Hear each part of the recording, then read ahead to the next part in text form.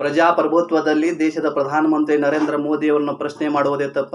ನಮಸ್ಕಾರ ಸ್ನೇಹಿತರೆ, ನಾನು ಡಾಕ್ಟರ್ ಅಶೋಕ್. ಪ್ರತಿ ವರ್ಷ ನವ ಯುವಕರಿಗೆ 2 ಕೋಟಿ ಉದ್ಯೋಗ ಕೊಡುತ್ತೇನೆ ಎಂದು ಹೇಳಿದ ದೇಶದ ಪ್ರಧಾನಮಂತ್ರಿ ನರೇಂದ್ರ ಮೋದಿಯವರು ಪ್ರತಿ ತಿಂಗಳು 5-6 ಸಲ ಗುಡಿಗುಂಡಾರವೆಂದು ಸುತ್ತಾಡುತ್ತಾರೆ. 5 ವರ್ಷದ ನಂತರ ರೈಲ್ವೆ ಇಲಾಖೆಯಲ್ಲಿ 5,696 ಹುದ್ದೆಗಳನ್ನು ಸೃಷ್ಟಿ ಮಾಡಿದ್ದಾರೆ. ಇದನ್ನೇ ಪ್ರಶ್ನಿಸಿ ರಾಹುಲ್ ಗಾಂಧಿ ಅವರು ನರೇಂದ್ರ ಮೋದಿಯವರನ್ನು ಟ್ವೀಟ್ ಮಾಡಿ ಪ್ರಶ್ನೆ ಮಾಡಿದರೆ, ಅಂಧ ಭಕ್ತರು ರಾಹುಲ್ ಗಾಂಧಿ ಅವರನ್ನೇ ಟಾರ್ಗೆಟ್ ಮಾಡಿ ಅವರನ್ನೇ ಪಪ್ಪು ಎಂದು ಹೀಯಾಳಿಸಿ ಮರು ಟ್ವೀಟ್ ಮಾಡಿದ್ದಾರೆ.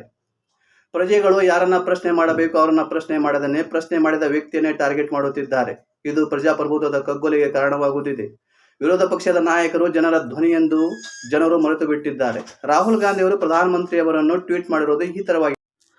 जब देश का हर तीसरा युवा बेरोजगार का शिकार है, तब प्रधानमंत्री ने एक बार फिर उनके साथ बड़ा धोखा किया है।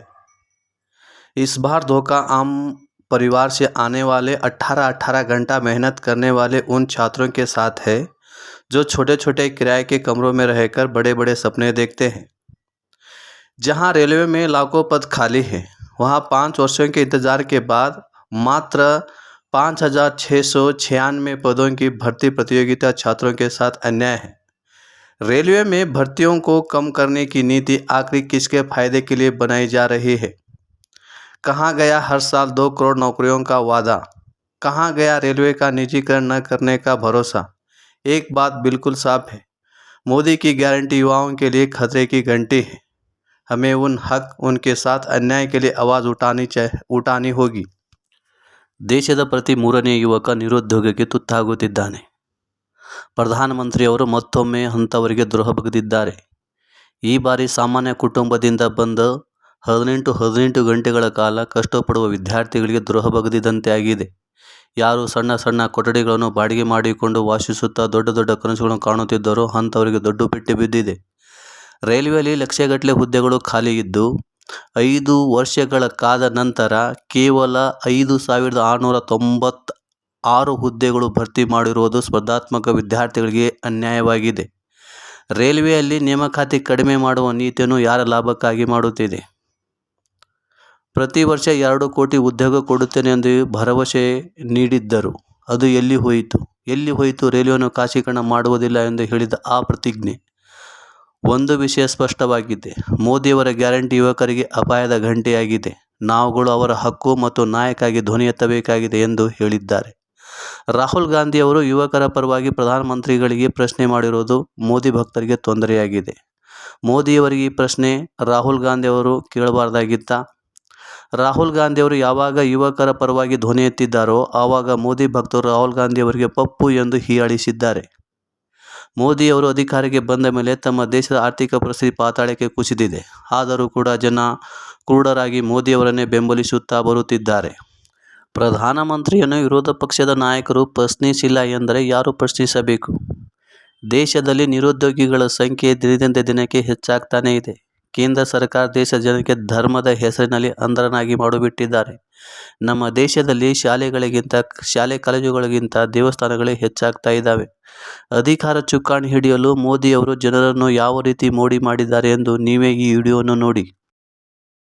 झारखंड की कई माताएं बहनें दिल्ली के अंदर बर्तन साफ करने के लिए मजबूर हो जाती है. भाइयों बहनों, रोजगार आपको आपके प्रदेश में मिलना चाहिए कि नहीं मिलना चाहिए? आपके इलाके में मिलना चाहिए कि नहीं मिलना चाहिए? और इसलिए भाइयों बहनों, हमने मेक इन इंडिया का अभियान चलाया है. हम चाहते हैं छोटे छोटे कारखानों का जाल बिछे, छोटे छोटे कारखाने लगे, हर गांव गली मोहल्ले में रोजगारी का अवसर पैदा हो और नौजवान अपने ही इलाके में रोजगार कमाए ताकि शाम को अपने मां बाप के पास जाकर के बैठ सके, मां बाप के साथ सुख दुख बांट सके, मां बाप के साथ बैठ करके रूखी सूखी रोटी खा सके. ये हमें करना है भाई. ಮೋದಿಯವರೇ ತಮ್ಮ ಬಾಯಿಂದ ಹೇಳಿರುವ ಮಾತಿದು.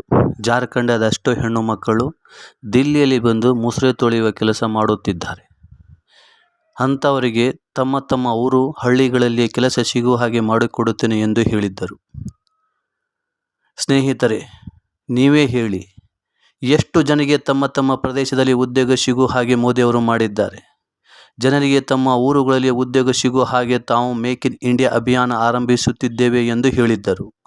ಆದರೆ ನಿಮಗೆ ನೆನಪು ಇರಲಿ ಸ್ನೇಹಿತರೆ, ಮೋದಿಯವರು ಮೇಕ್ ಇನ್ ಇಂಡಿಯಾ ಅಭಿಯಾನ ಕೂಡ ನೆಲಕಚ್ಚಿಕೊಂಡಿದೆ.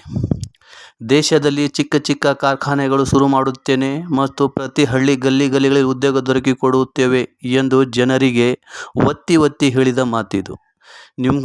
ನೀವುಗಳೇ ಕೂಲಂಕುಷವಾಗಿ ಆಲೋಚನೆ ಮಾಡಿ ನೋಡಿ, ಮೋದಿಯವರು ಎಷ್ಟು ಚಿಕ್ಕ ಪುಟ್ಟ ಕಾರ್ಖಾನೆಗಳನ್ನು ಆರಂಭಿಸಿದ್ದಾರೆ.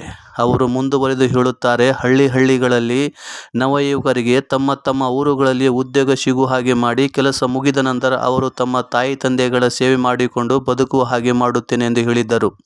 ಅಷ್ಟೇ ಅಲ್ಲದೆ ಯುವಕರು ಕೆಲಸ ಮುಗಿದ ನಂತರ ಮನೆಗೆ ತೆರಳಿ ತಮ್ಮ ತಾಯಿ ತಂದೆಗಳ ಜೊತೆ ಕೂತು ಸುಖ ದುಃಖವನ್ನು ಹಂಚಿಕೊಳ್ಳುತ್ತಾ ಉಳಿದಿರುವ ತಂಗಳ ಅನ್ನವನ್ನು ಮತ್ತು ರೊಟ್ಟಿಯನ್ನು ತಿಂದು ಸುಖದಿಂದ ಇರುವ ಹಾಗೆ ಮಾಡಿಕೊಡುತ್ತೇನೆ ಎಂದು ಹೇಳಿದ್ದರು. ಮೋದಿ ಹೇಳಿರುವ ಹಾಗೆ ಇವಾಗ ಎಷ್ಟು ಯುವಕರು ತಮ್ಮ ತಮ್ಮ ಹಳ್ಳಿಗಳಲ್ಲಿ ಕೆಲಸ ಮಾಡಿಕೊಂಡು ಸಾಯಂಕಾಲ ಕೆಲಸ ಮುಗಿಸಿಕೊಂಡು ತಮ್ಮ ತಾಯಿ ತಂದೆಯ ಜೊತೆ ಸುಖ ದುಃಖವನ್ನು ಹಂಚಿಕೊಳ್ಳುತ್ತಿದ್ದಾರೆ. ಚುನಾವಣೆಯ ಸಂದರ್ಭದಲ್ಲಿ ನಾಯಕರು ಬಣ್ಣದ ಮಾತುಗಳನ್ನಾಡಿ ಜನರ ಭಾವನೆಗಳ ಜೊತೆ ಆಟ ಆಡುತ್ತಿದ್ದಾರೆ. ಮುಗ್ಧ ಜನರು ಅದನ್ನು ನಂಬಿಬಿಡುತ್ತಾರೆ. ಸ್ನೇಹಿತರೆ, ಹಳ್ಳಿಗಳಲ್ಲಿ ಗಲ್ಲಿಗಳಲ್ಲಿ ಚಿಕ್ಕ ಪುಟ್ಟ ಕಾರ್ಖಾನೆಗಳನ್ನು ಆರಂಭ ಮಾಡುತ್ತೇನೆ ಎಂದು ಹೇಳಿದ್ದ ಮೋದಿಯವರು ಆರಂಭ ಮಾಡುವ ಮಾತಂತರೂ ದೂರ, ಆದರೆ ಇದ್ದ ಚಿಕ್ಕ ಪುಟ್ಟ ಕಾರ್ಖಾನೆಗಳೇ ತಮ್ಮ ಕಣ್ಣ ಮುಂದೆ ಮುಚ್ಚಿ ಹೋದರೂ ಅದರ ಬಗ್ಗೆ ಸ್ವಲ್ಪವೂ ತಲೆ ಕೆಡಿಸಿಕೊಳ್ಳದ ವ್ಯಕ್ತಿಯವರು. ಮೋದಿಯವರಿಗೆ ದೇಶದ ಯುವಕರ ಮೇಲೆ ಎಳ್ಳಷ್ಟು ಚಿಂತೆ ಇಲ್ಲ. ಆದರೆ ಧರ್ಮದ ಅಮಲಿನಲ್ಲಿ ಮುಳುಗುತ್ತಿರುವ ದೇಶದ ಯುವಕರು ತಮ್ಮ ಮೇಲೆ ತಾವೇ ಕಾಳಜಿ ಇಲ್ಲದಂತೆ ಬದುಕುತ್ತಿದ್ದಾರೆ. ಮೋದಿಯವರು ಪ್ರಧಾನಮಂತ್ರಿ ಆದ ಮೇಲೆ ಎಷ್ಟು ಕಾರ್ಖಾನೆಗಳು ಮುಚ್ಚಿ ಹೋಗಿವೆ ಎಂದರೆ News18 ಪ್ರಕಾರ ನಿಮಗೆ ನಾನು ಹೇಳುತ್ತೇನೆ. ದೆಹಲಿಯಲ್ಲಿ ಕೇವಲ 11 ತಿಂಗಳಲ್ಲಿ ಗರಿಷ್ಠ 2394 ಕಂಪನಿಗಳು ಮುಚ್ಚಲಾಯಿತು.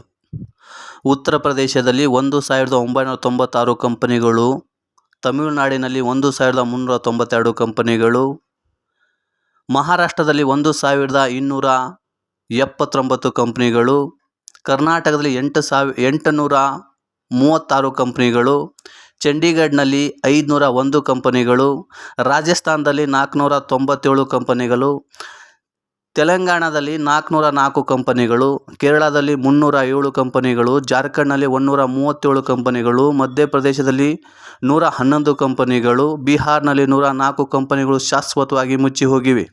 ದೇಶದ ಹಳ್ಳಿಗಳಲ್ಲಿ ಮತ್ತು ಗಲ್ಲಿಗಳಲ್ಲಿ ಕಾರ್ಖಾನೆ ಆರಂಭಿಸುತ್ತೇನೆ ಎಂದು ಹೇಳಿದ್ದ ಮೋದಿ ಇದ್ದ ಕಂಪನಿಗಳನ್ನೇ ಉಳಿಸಿಕೊಳ್ಳುವ ಪ್ರಯತ್ನ ಕೂಡ ಮಾಡಲಿಲ್ಲ. ಒಂದು ಸಲ ಆಲೋಚನೆ ಮಾಡಿ ನೋಡಿ, ಮೋದಿಯವರು ಈ ದೇಶಕ್ಕೆ ಪೂರಕನ ಅಥವಾ ಮಾರಕನ ಎಂದು. ಸ್ನೇಹಿತರೆ, ನಮ್ಮ ದೇಶ ಉಳಿಯಬೇಕೆಂದರೆ EVM ಮಷಿನ್ ಬ್ಯಾನ್ ಆಗಲೇಬೇಕು. ಒಂದು ವೇಳೆ EVM ಮಷಿನ್ ಬ್ಯಾನ್ ಆಗಲಿಲ್ಲವೆಂದರೆ ಈ ದೇಶ ಮುಂದೊಂದು ದಿನ ಧರ್ಮತಂತ್ರ ದೇಶವಾಗಿ ಉಳಿಯುತ್ತದೆ. ಆಲೋಚಿಸಿ ಮತ್ತು ಗಟ್ಟಿ ನಿರ್ಧಾರವನ್ನು ತೆಗೆದುಕೊಂಡು EVM ಮಷಿನ್ ಬಗ್ಗೆ ಜೋರಾಗಿ ಧ್ವನಿ ಎತ್ತಿ ಅಂತ ಹೇಳುತ್ತೇನೆ. ಧನ್ಯವಾದಗಳು.